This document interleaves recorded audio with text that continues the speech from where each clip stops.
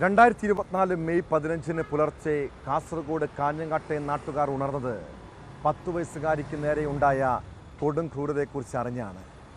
പ്രതിക്ക് വേണ്ടിയുള്ള തിരച്ചിലിൽ പോലീസിനൊപ്പം നാടൊന്നാകെ അണിനിരുന്നു.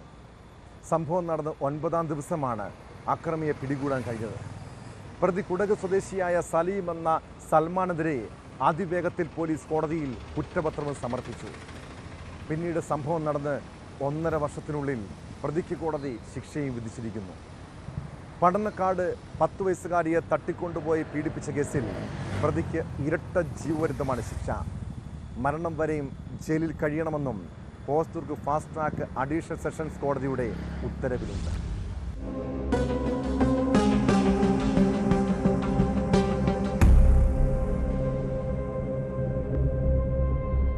പടന്നക്കാട് ഉറങ്ങിക്കിടക്കുകയായിരുന്ന 10 വയസ്സുകാരിയെ ചുമന്ന് പാടത്ത് കൊണ്ടുപോയി ലൈംഗികമായി പീഡിപ്പിച്ച കേസിലാണ് പ്രതി കുടക് സ്വദേശി PA സലീം എന്ന സൽമാനെതിരെ ഹോസ്ദുർഗ് ഫാസ്റ്റ് ട്രാക്ക് സെഷൻസ് കോടതിയുടെ സുപ്രധാന വിധി.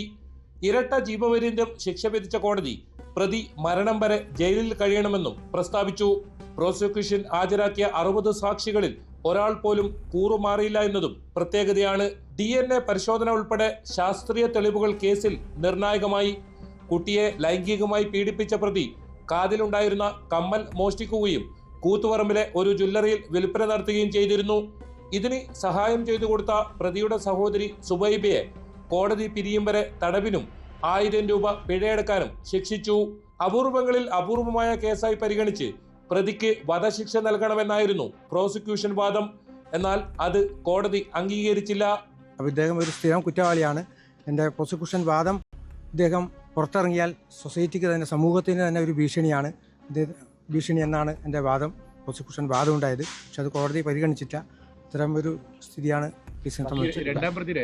രണ്ടാം പ്രതിയെ സംബന്ധിച്ച് രണ്ടാം പ്രതി ഈ കവർച്ച ചെയ്ത മാല കമ്മൽ കുട്ടിയുടെ കമ്മൽ വിൽക്കാൻ വേണ്ടി സഹായിച്ചു. കൂത്തുപറമ്പിലെ ജ്വല്ലറിയിൽ വിൽക്കാൻ വേണ്ടി സഹായിച്ചു എന്നാണ് രണ്ടാം പ്രതിക്കെതിരായിട്ടുള്ള കുറ്റം.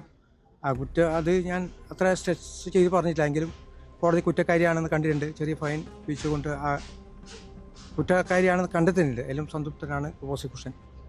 ക്ലാരിറ്റിക്ക് വേണ്ടി സ്ഥിരം കുറ്റവാളിയാണെന്നുള്ളത് കോടതി അംഗീകരിച്ചില്ല. സ്ഥിരം കുറ്റവാളിയാണെന്ന് ആ കേസ് 525/2023 കേസ് ഈ കോടതിയിൽ വിചാരണയ്ക്ക് വേണ്ടി വെച്ചിരിക്കുകയാണ്. അത് വിക്ടിമിന് വേണ്ടി നോട്ടീസ് പോയിട്ടുണ്ട്. വിചാരണ അടുത്ത മാസം തന്നെ ആരംഭിക്കും. അതും ഇതേപോലെ സമാനമായുള്ള കേസാണ്. കുട്ടിയെ സ്കൂളിൽ കൊണ്ടുവിടാൻ പോയി കാട്ടിൽ കൊണ്ടുപോയി ഇങ്ങനെ മാരകമായി ഇങ്ങനെ ചെയ്ത ഒരു കേസാണ്. 2024 മെയ് 15 പുലർച്ചെയാണ് കേസിനാസ്പദമായ സംഭവം. 39 ദിവസത്തിനകം കുറ്റപത്രം സമർപ്പിക്കാനായി എന്നതും കേസിന്റെ പ്രത്യേകതയാണ്. ശാസ്ത്രീയ തെളിവുകളടക്കം 117 രേഖകൾ അന്വേഷണ സംഘം കോടതിയിൽ ഹാജരാക്കിയിരുന്നു. ഹോസ്ദുർഗ് പോലീസ് ഇൻസ്പെക്ടറായിരുന്ന MP ആസാദാണ് കേസന്വേഷണം നടത്തി കുറ്റപത്രം സമർപ്പിച്ചത്. 2022 ബന്ധുവായ പെൺകുട്ടിയെ തട്ടിക്കൊണ്ടുപോയി ആദൂർ വനത്തിനുള്ളിൽ വെച്ച് പീഡിപ്പിച്ച കേസിൽ മറ്റൊരു വിചാരണ കൂടി പ്രതി ഇതേ കോടതിയിൽ നേരിടുന്നുണ്ട്.